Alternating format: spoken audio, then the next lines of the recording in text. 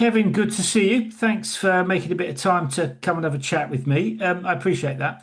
You said to me when we were talking a few weeks ago, you said SMEs don't get cybersecurity risk. Now, I think you're probably right about that. Why did you say that, and why does that bother you?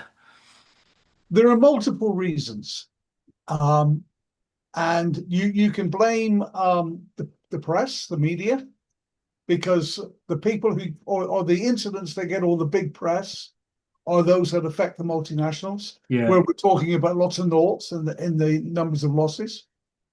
SMEs get hit quite frequently, but they never hits the headlines. It's small beer as far as the media is concerned. Hmm. So that's one reason. Another reason is that SMEs don't talk about it. Yeah, And very often you have a ridiculous situation where they can be hit, not know they've been hit. One of the first questions, or when I'm talking to SME leaders, and they say to me, "Oh, I've never been hit. It's not a problem." I always say to them, "How do you know?" And they get a sort of quizzical look on their face. What do you mean? How do I know? Well, what evidence have you got that you've never been hit? Have you been through all your invoices recently? Have you paid a false invoice? yeah. Have you checked your data? Do you know if any of your email addresses are for sale online, on the dark web, and so on and so forth? So there is that. And then there is the issue that a lot of them don't want to know. It's almost subliminal. They don't want to know because once they know, they then know they've got to do something about it. Yeah, that's what was going through my mind. Yeah, And doing something about it costs money in the first instance, although it needn't cost as much as they think it does. Hmm. And one of the problems why they think it's going to be really expensive is because for many, many years, SMEs have been told by local IT support companies that they've got the technological answer to their security problems. Now, I'm not knocking local IT support companies. Let's get that out there. What they do well, and they do what it says on the tin. But cybersecurity is not their strength. Hmm. Never has been their strength. If you're going to talk to someone who is what we would call a cyber professional, I hate the term cyber, by the way. It's information security. But if you're going to talk to someone who is a professional, they will always talk people, process, then technology. Yeah, If someone leads with technology, you know they don't know what they're talking about. yeah. So this is a problem. And of course, your local IT company makes their money from selling licenses and from selling boxes.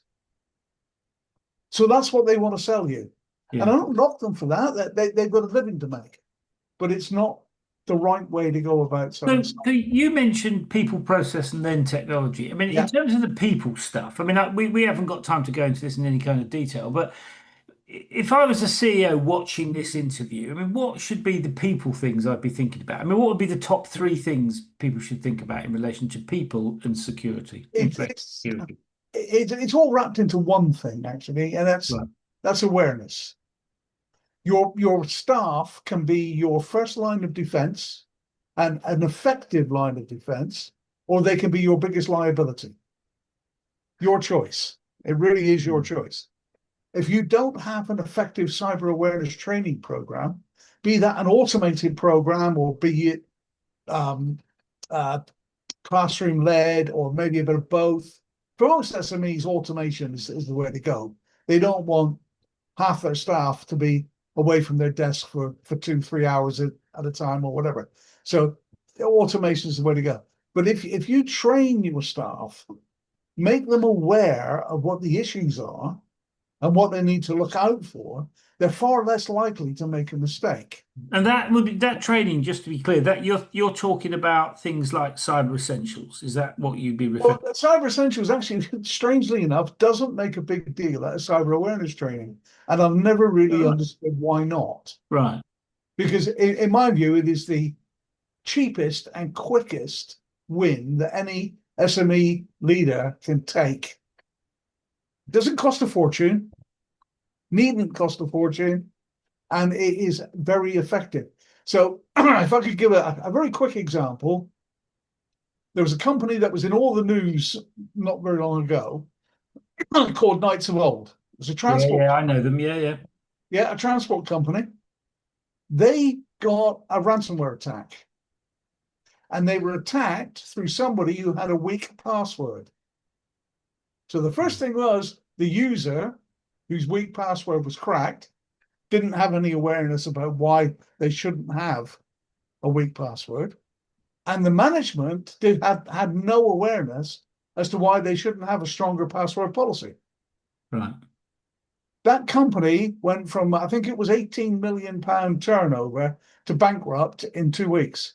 Yeah. I read about that actually. Yeah. So that's just an example. If that user had a good understanding of passwords and how they work and how easy it is to crack a password, an easily guessable password, and if the management had written a strong password policy, which they rolled out and Mm. enforced, that company would probably still be in business. Yeah. Yeah. So, I mean, in terms of the other parts, the process and the technology, I mean, I totally get the people bit. What should people be thinking about in relation to those other two components? Is it Well, simply the people? process is depends on the business. Right. But first of all, you need good security policies. So you need a good overarching policy. Now, the overarching policy will probably say something like, "We must have a good password policy," Yeah. Yeah. and the Okay. and the manager responsible for that is Fred. We must have a good acceptable use policy, and that's what is acceptable use of our machinery. In other words, you don't take it home and connect it to the internet and play games. Yeah. That sort of. And you should have a good social media policy, which means you don't go online, even in your private social media, and you can't stop people using social media. So, and identify themselves with the business. They start giving away things. Oh, we had a great night out last night with accounts payable. Oh, Sue was really on it. And all of a sudden, a hacker or potential hacker or scammer knows that you've got somebody called Sue working in accounts payable. Yeah. Then they start building up the profile from there. So it's very important that you have these policies and that they're rolled out and everybody knows about them and they're visited by a manager every, I don't know, 6 months minimum. Yeah. Okay. Yeah, and just to come back to the um, other bit, which is the actual threat of being attacked. I mean, you hear a lot about the big companies. I mean, Jaguar Land Rover and what have you. In terms of SMEs, I mean, there's what 8 million SMEs Yeah. in the UK, roughly. I mean, what proportion do you reckon would be hit each year? Well, I'm just trying to get a sense of how big the risk is. they reckon it's about 40%. Really? Wow, Yeah. that's huge, isn't it? That's what the stats are saying. Now, if you think that the proportion of the UK GDP generated Yeah, by just over 90% of SMEs, less than 10% of GDP comes from corporate personnel, and most of them don't pay tax anyway. So it's the SMEs. yeah, they're the backbone of the economy. Yeah, They are absolutely. the Yeah, backbone. yeah, So that's one thing to keep in mind. The second point is that SMEs are considered low hanging fruit because they can't afford very often big budgets on cybersecurity. Go back 15 years, and we were talking about corporate organizations having to spend 5% of their IT budget on security. yeah, That's closer to 15 to 20% now. That's how much it's ramped up. SMEs very often don't even have an IT budget, let alone have a percentage of it that they can yeah, spend. yeah, So that's the first thing. Second thing, they're getting very, very poor advice, as I alluded to earlier. Mm, You got a firewall, mate, you're fine. You got a bit of antivirus, you're fine. No, you're not. Never have been, never will be. mm. Um, so poor advice, no budget, low awareness, and no risk assessment Okay. equals low hanging fruit. So what you're saying is you do the awareness piece first, which then people begin to realize about all those other things that you've just talked about. That's essentially your argument, isn't it? Yeah. Yeah, Yeah. you the way you actually look at these things is the first thing you have to do is identify your assets. Now, if I say to someone very often, what are your assets? And they'll say, oh, we got 10 laptops, 5 desktops, a printer. No, no, no, no. An asset is what's on them. Yeah. It's your CRM. It's your IPR. It's your business plan. Yeah. It's your financial Yeah. structures, your accounts, and so on. Those are the assets. Yeah. So identify the assets. Once you've identified the assets, you've got to say, well, ask yourself, well, what's the threat to those assets? And it could, that's scammers, thieves, rivals. That's quite rare in the SME world. Mm. Not quite so rare in the corporate world, but in the SME world, that's actually Yeah. quite rare. But it does exist. So rivals, your finances, your financial systems, your payment systems, your banking systems, and so on. So these are the threats. Yeah. And then you have to work out, well, how vulnerable am I Mm. to that threat? And then if you can then tie that up, threat or asset, threat and vulnerability, put those together and they will give you your risk to the business. And Yeah. you're working out your risk to the business. You're not working out your risk to your IT systems. What is the risk to the business if a bad thing happens? Yeah, no, I get that. And one of the other interesting things that you said when we spoke a few weeks back, you were talking about the point that you made that stuck in my mind is that we're always behind the attackers. Yes, we are. Now, just explain that for people. Why is that the case? Well, it's like every other threat in whatever walk of life. Until you know there is a threat, you won't come up with a remedy. Yeah, you won't come up with a protection. And it's the same with cyber. I mean, they're coming out with new um, attack vectors all the time. And they're happening rapidly. We used to have a thing called the zero-day attack. And what the zero-day attack means is that when a vulnerability is identified in a system, could be in a Microsoft system, could be in an Apple system, whatever it is. Once it's identified, there will be an exploit coming out to attack it the same day. Hmm. 0-day attack. Again, go back 15 years, that was 30 days. It's now down to 1 day. Yeah. Yeah. And it's even quicker than that. So by the time we realize, there's a vulnerability, and we're starting to work on how to protect Fix it. that vulnerability, Yeah. they've already got the attack out there. Yeah. Yeah. And you're playing catch up all the time. And you do that. I mean, if you think about a cyber scammer, he's no different from a con man. What he's trying to do is exactly what a con man does: gain your confidence and get something out of it. Hmm. And that's exactly what they're doing. So a lot of the attacks that a scammer uses, or a lot of methodologies, haven't changed in 20 years. But they probably haven't changed in 100 years. Hmm. Well, once a con man They're was, about psychology, aren't they? They're about how people think. it's about psychology. But the technical attack is completely different. So that is us playing catch up all the time. Hmm. And in terms of your business, I mean, do you, I'm just trying to get a sense of this. Do you advise people on how to protect themselves? Do you provide protection services? I mean, what sort of thing? And how do you sit around this thing about the kind of constantly evolving threat? I mean, how do you? Well, what you've got to try and do with SMEs, I mean, I moved from the corporate world where it's completely different. Moving into the SME world was a really steep learning curve Mm. because they do things very, very differently. But the end result's always the same.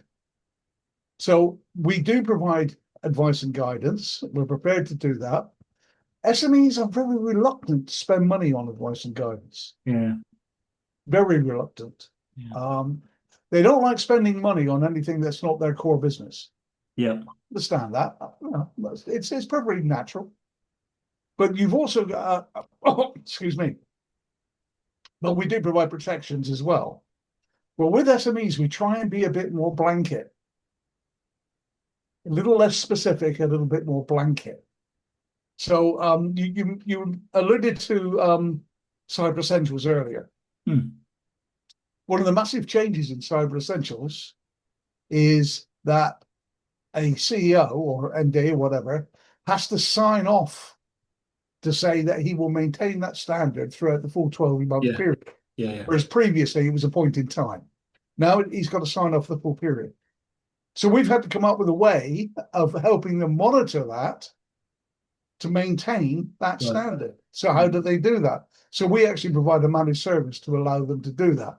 I'm going through an onboarding with one at the moment, and we're starting to fix all the security problems we're finding before we actually apply for the assessment.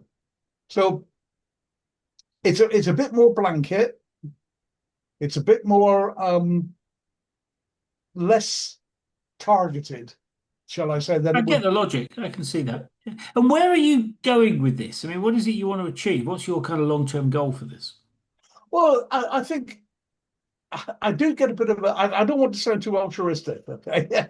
I mean, we're all in it for a bit of money, yeah. But I do like educating. I do like Right. telling SMEs what they don't know. If they're prepared to listen, then I'm prepared to spend time telling them. And I do a lot of that. We do a lot of articles, which we publish every week, mostly on LinkedIn, but they go up on our website and what have you. And people can read these things and see what it is we're doing. And then perhaps think, oh, what about us? What are we doing? Let's have a think about this. And I always say to people, it's not so much that can you afford it? It's a question of can you afford not to do it? Yeah. It's not like insurance. I mean, everybody hates insurance. I've got house insurance, I've got car insurance, and we all hate it, but we know it's a necessary evil. Yeah. I And mean, think about that. your point's well made. I mean, I was talking to somebody the other day, and he said, "I've only got 20 clients."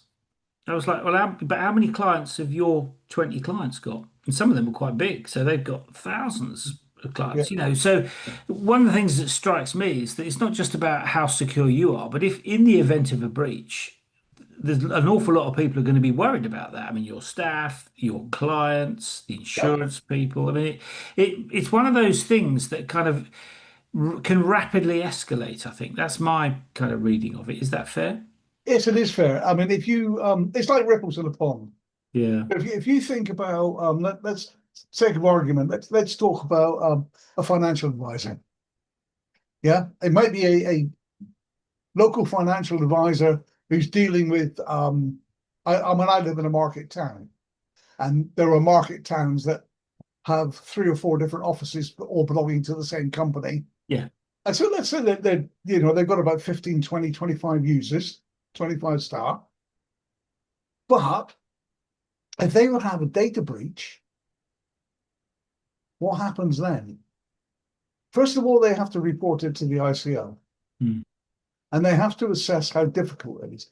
Each of their customers, and you just said they could have Yeah. hundreds, Yeah. not just businesses, but individuals. Yeah. Yeah. They've got to inform each of them that they might have lost some personal data. What happens then? Well, there could be a fine from the regulator. There could be a problem while they try and fix whatever it was happened. And then, of course, we have individual lawsuits.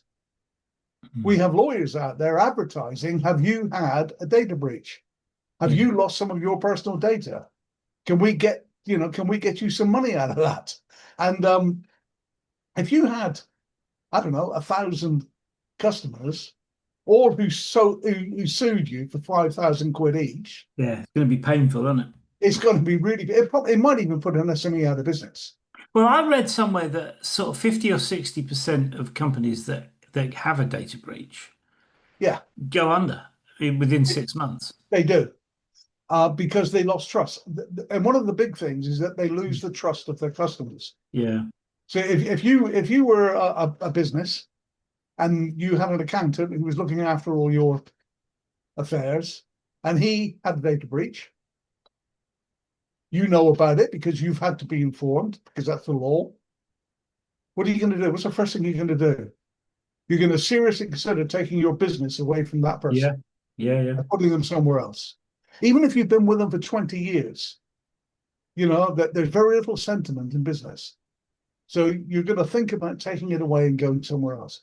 And that's why they go under, because they lose the trust of yeah. their customers. And trust takes a while to earn and a blink of an eye to lose. Yeah, no, I can see that, and it's a very interesting point that piece. I mean, I was as you were speaking, I was just thinking, would I want to spend money with a company that had just had a data breach? And thinking, well, I wouldn't want them to have my credit card details and No, all that kind of stuff because they might not keep it secure, which is, and that starts to become quite worrying, doesn't it? So I totally get your point. Let me ask you about what you're doing with the business. I mean, how do you feel about building a business in the kind of current environment? I mean, what I mean by that is that it seems to me that AI, particularly in the kind of tech world, is accelerating an awful lot of things. One of which is the kind of security risks. I mean, there was the whole thing about Mythos. They didn't release it because they thought it would be able to help identify vulnerabilities of lots of companies very, very quickly. You read stuff like that and you think, oh my God, you know, it's an environment that didn't exist when I came into business, 40 odd years ago, whatever it was. So it's how do you feel about building a company in an environment that has, if you like, has rapidly evolving threats all the time? I mean, what's your feeling about that?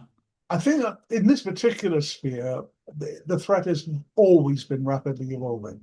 Right. It is moving quicker now. There's no doubt about it. And we've had to be very agile. Um, the great example is COVID, obviously. I mean, COVID changed so much for so many people. Yeah. And one of the biggest things that changed was how SMEs do business. So instead of having 20 staff in an office, they've now got 5 staff in the office and 15 working from home. Yeah. They've reduced their costs. They've cut down their accommodation footprint. They've reduced their fuel and light bills, and they're happy with that. And it all seems to be working quite well. Not everybody can do it, obviously, but quite a few people are doing it. So what does that mean from a security point of view? Well, what it means is your endpoints, whatever they are, have to be secure wherever you go. Yeah. So if you're sitting at home and you're in your back bedroom and you're working away, your endpoint has to be secure and monitored. If you then pick that up and go and sit in Starbucks, it's got to be the same. And then you come back into the office, you have one day a week in the office or a morning or whatever it is, and you go to sit in the office, it's got to be secure. So the what we used to call bastion security, and that was named after the old castle with Yeah. a Yeah. moat, I get it. Yeah. Yeah. drawbridge, and you were inside, and all your defenses were around the edge. That's gone, and that's long gone. It doesn't exist anymore. Everything is much more fluid. So you have to monitor as you go along. And therefore, we've had to change. And we spent a lot of time um, researching the market, trying to come up with a way of doing this for SMEs the way that it used to be done for corporates. So coming in the corporate world, we were well used to mobile working. Yeah. Yeah, so I live in Cambridgeshire, and my last corporate office in the UK was in Berkshire. Oh, it's sorry, in Bracknell. Yeah, no, I'm not going to poodle down to Bracknell every morning and come home every evening. So we were working from home and we were going out to customers and maybe going to Bracknell once a month for a Yeah. meeting or whatever it Yeah. is. Yeah.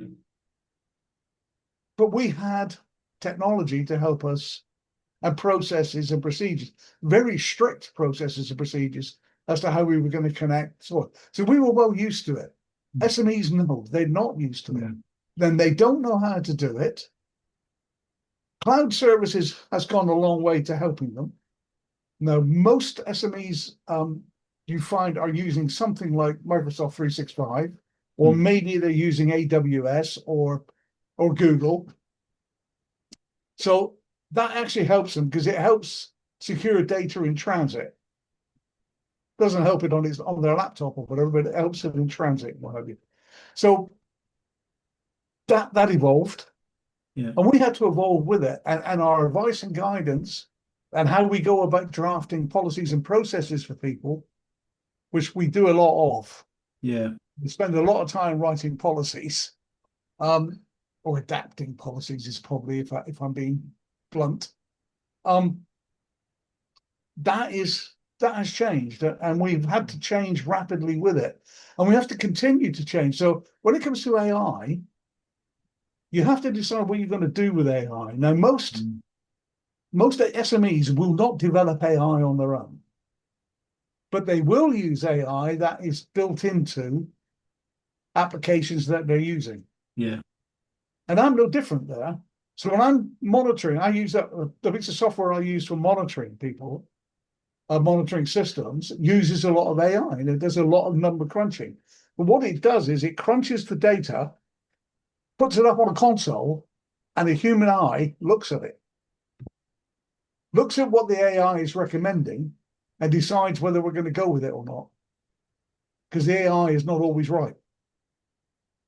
So it's how you use AI, which is no different. It's no different an assessment as how you used any other piece of technology. Yeah, I get that. And let me ask you about something that's related to that. I mean, which you touched on earlier on. I mean, the other thing about building businesses in the current world is partly the pace of change, partly the remoteness of people, but there's also the people thing.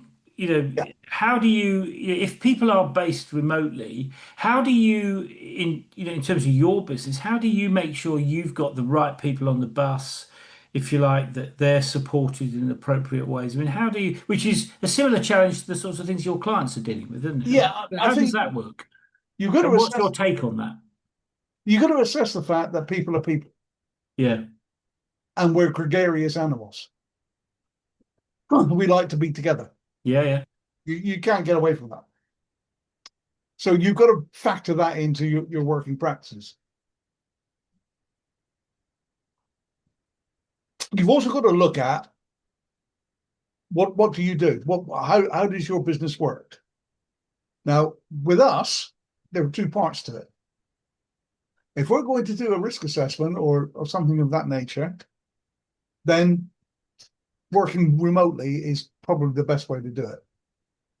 Somebody goes out on site, or maybe they're sitting at the desk, and they're getting performer in, they're getting information in, and they need a bit of peace and quiet while they sit down and do it. And working from home is fine, because the person I'm using to do that is an experienced individual.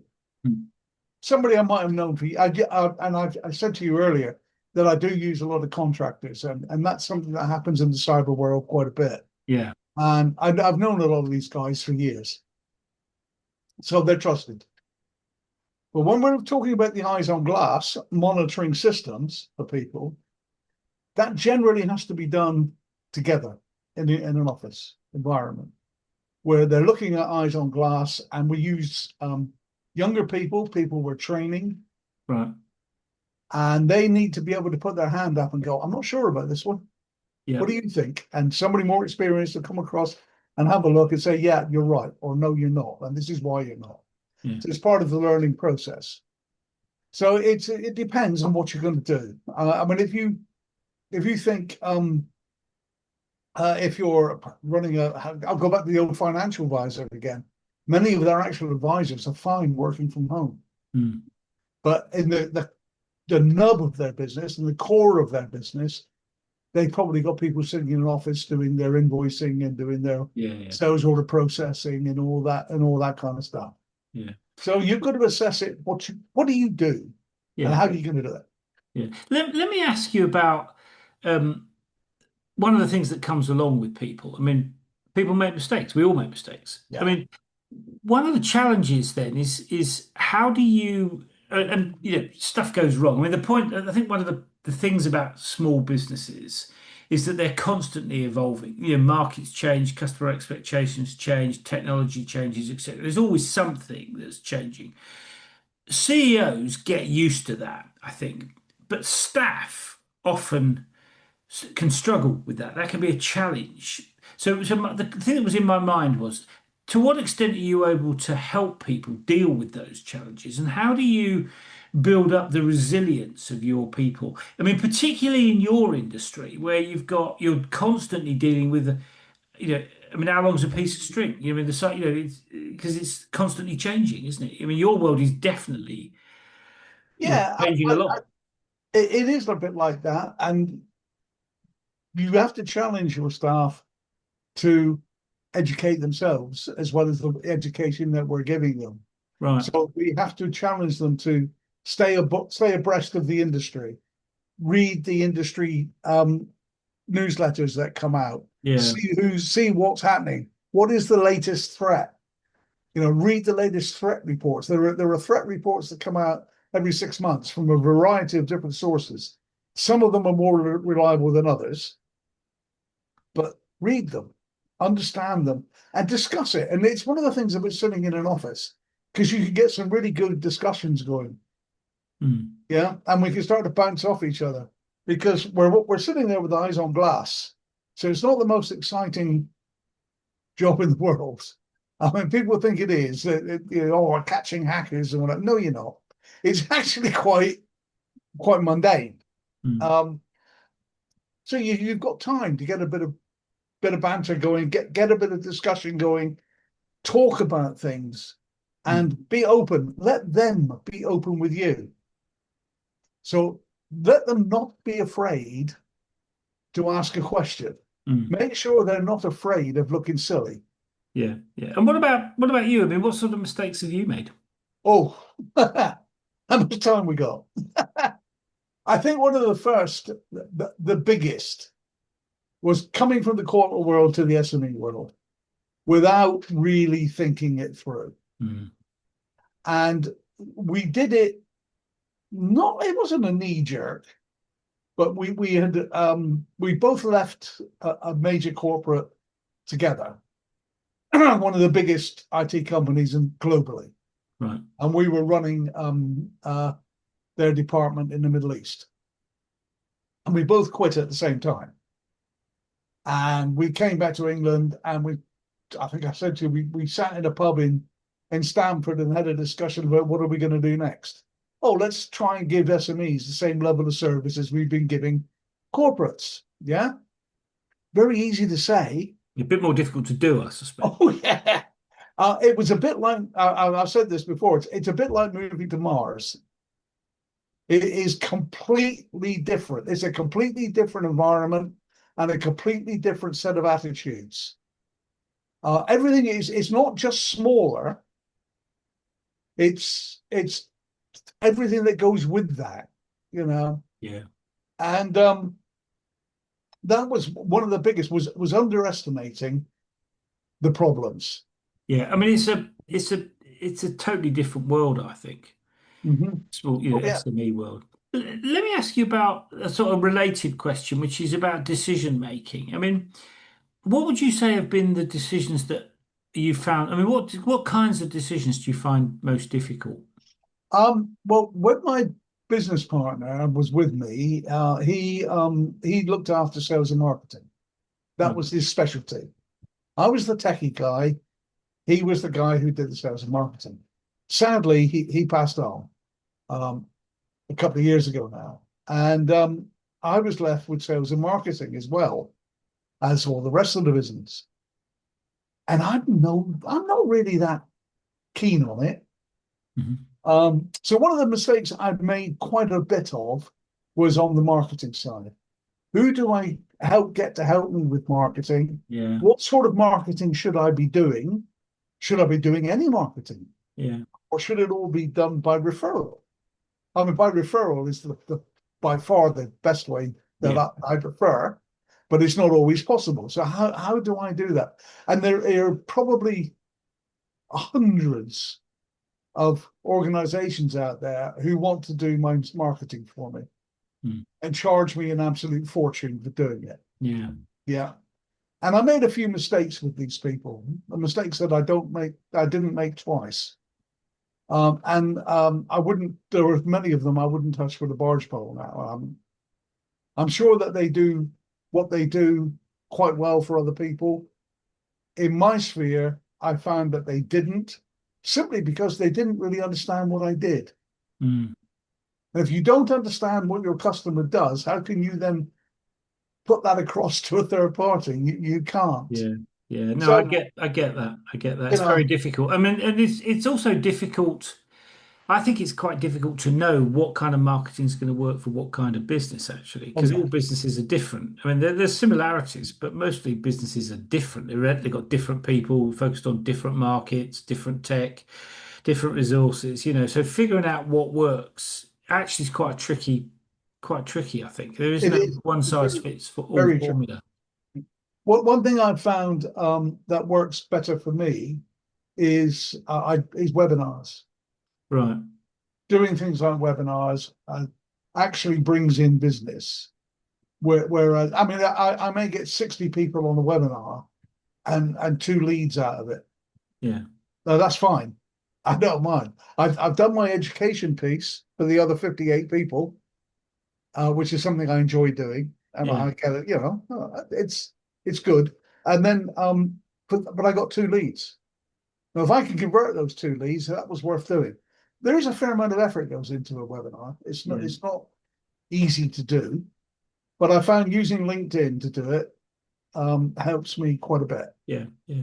And one other question, as you've been, I mean, you've obviously had to deal with losing your business partner, which I know, I mean, I've worked with really supportive business partners in the past, and it makes your life a lot easier working with somebody else. It's harder on your own. I mean, sometimes there's more you could it's more liberating because you can do what you want Mhm. when you're on your own. But I mean, it's the other side to it is that working with other people, if you've got good business partners, I mean, it can be really great. I mean, really enjoyable as well as productive.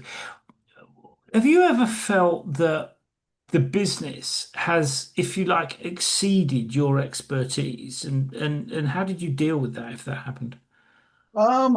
Certainly on the sales and marketing side, it did exceed my expertise, and it was another steep learning curve for me. And I don't think it has on the technical side. Right. That was my thing, and it still is, and I still do.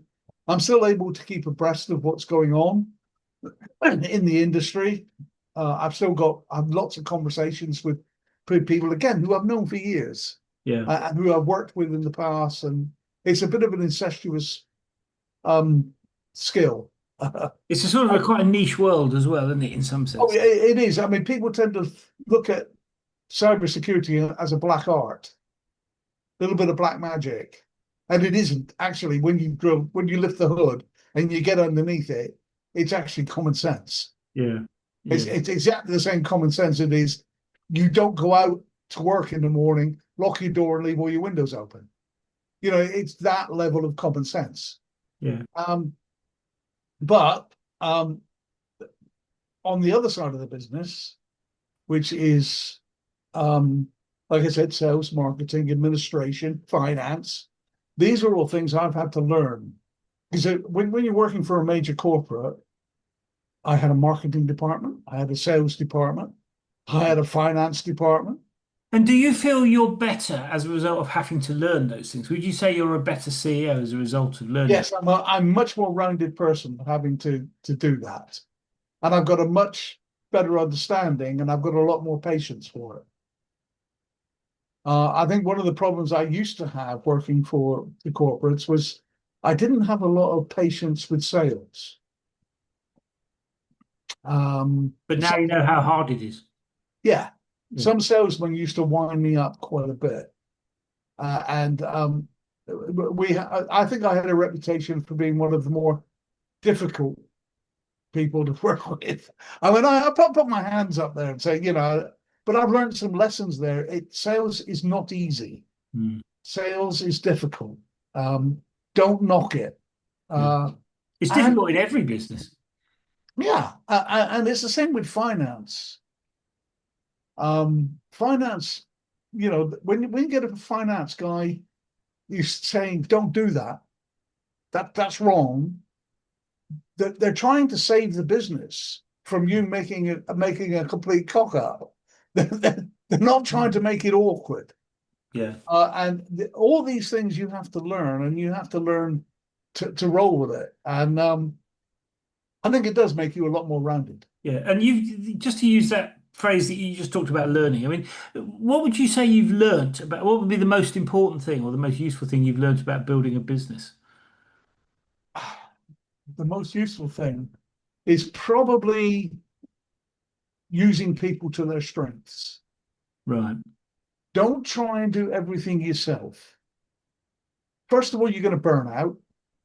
And secondly, you don't, or you're not generally capable of doing everything yourself. If you're going to employ people, and I go to that saying from Steve Jobs, who used to run Apple, when he said, I don't employ good people and tell them what to do. I employ good people for them to tell me what to do. Yeah. Yeah. And that actually resonates. And you learn the fact that, if you're going to use a salesman, use that person properly.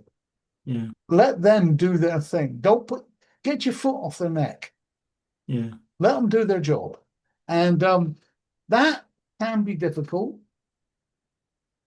You're telling yourself off and saying that, no, don't do that. Yeah. But yeah, it's a learned experience. And what would you say you've learnt about making decisions? Would you say you're a better decision maker? I'm better at making informed decisions. Yeah.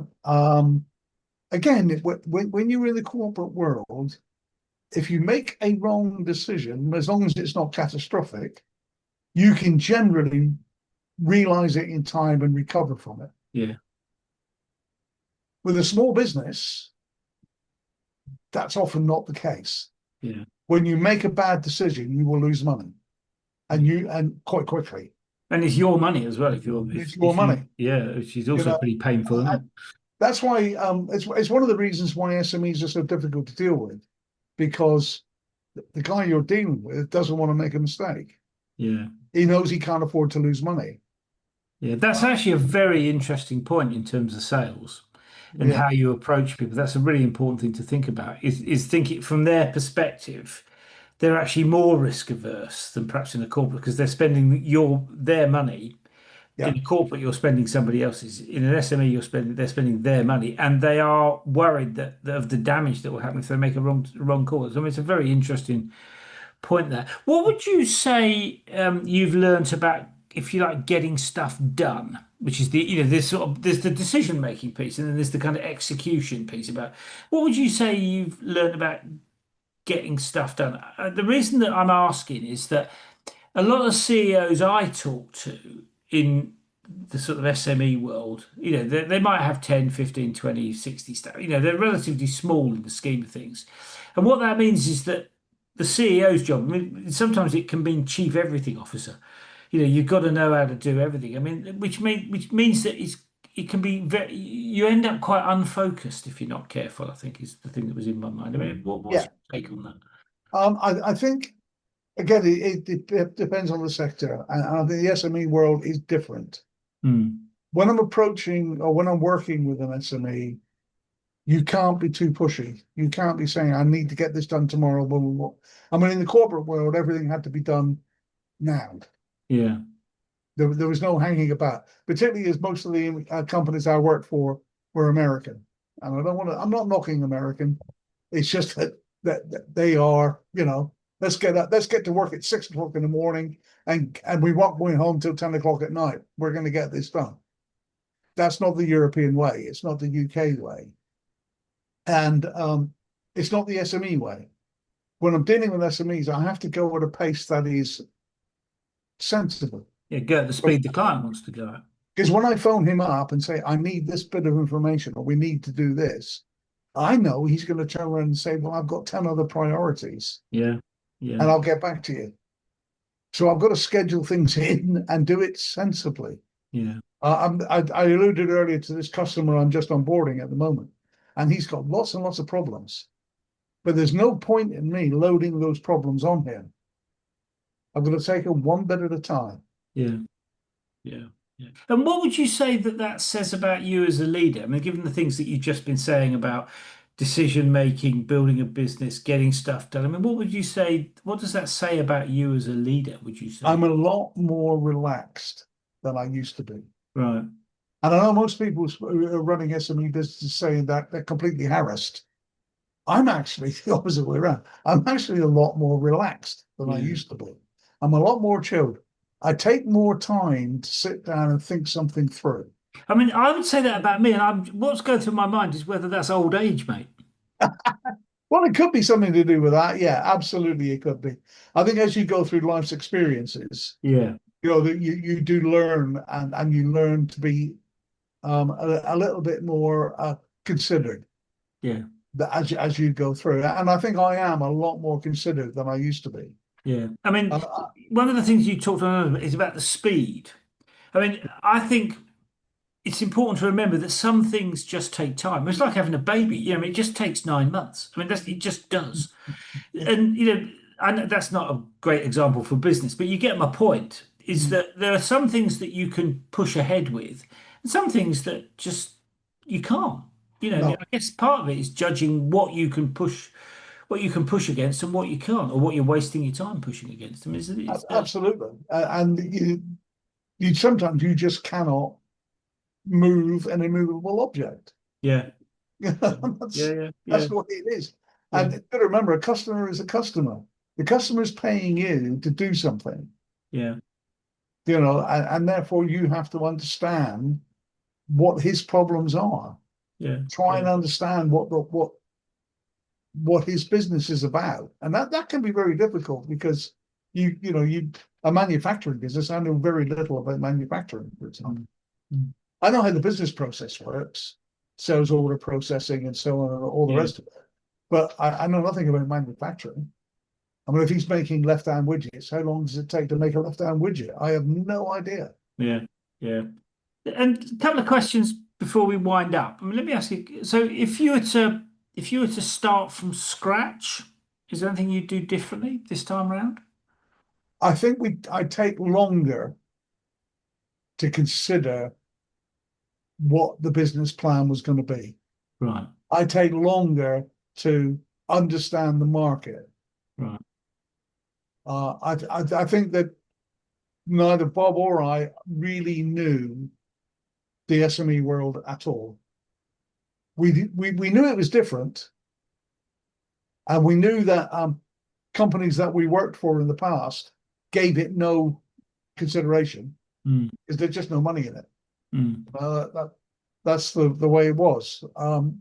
So we knew that, but we didn't realize how different. We yeah, didn't realize how the attitudes were so different. And we didn't know how little they actually knew.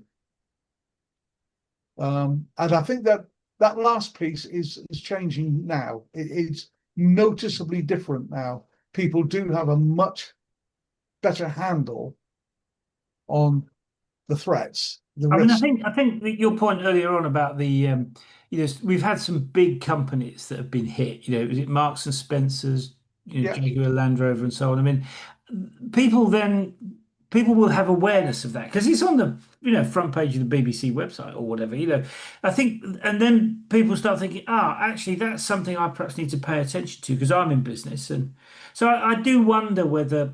I mean, I wouldn't wish it on those companies. I mean, that must have been very difficult for the people that were involved. But one of the upsides to having very visible companies be attacked in a very public way is that it increases people's awareness of those things, I guess. it does, but it also brings forth the belief that you're too small to be hit. Yeah, which of course is not true, is it? It's not true at all. SMEs do get hit with things like ransomware, Yeah, yeah, but the attacker is quite intelligent. He won't ask for £50,000 because he knows you can't afford it. He's been on company's house and looked at your last set of accounts. yeah, You know, that they've done their homework. He's going to ask you for 5 grand. And you're going to make the assessment, can I afford to be offline for a week yeah, where I can't process an order, I can't process an invoice, I can't do anything? Or would I just pay the 5 grand, get me business back, and then forget about it? yeah, yeah, Do you report that to law enforcement or to the police or anybody else afterwards or the NCSC? Do you do that? No. They never report it, they never admit it. And that is a big problem yeah. because underreporting encourages the hackers to carry on. Yeah, it's a very good point that actually, and of course that means we don't have good data about what is happening. So That's right. one other question, which is a similar sort of thing, but the other way around. If you were to offer a piece of advice to a rookie CEO starting out, I mean, what would it be? Just that, research your market, Right. understand your market totally, inside and out if you can, or at least get as much information about it as you possibly can. Yeah. Preferably do work in a market that you've worked in before, Mm. so that you've got a good starting point, and then look at your business plan and dovetail your business plan to your market. Don't try and do it the other way around because Yeah. Yeah. you'll just fall flat on your bottom. Yeah, I mean, Kevin, that's a great piece of advice, and really thank you for making a bit of time to come and have a chat with us and talk us through those things. I mean, like I say, a really interesting area, cybersecurity, and something that is certainly on my radar more than it was a few years ago. I mean, so I definitely think your point about awareness is well made. So thank you for making a bit of time to come and have a chat. I mean, really interesting, and good luck with what you're doing going forward. I mean, I know you've got quite big ambitions, so good luck with the next bit. Thanks, Paul. That was great to talk. See you soon. Cheers. Bye bye. Bye.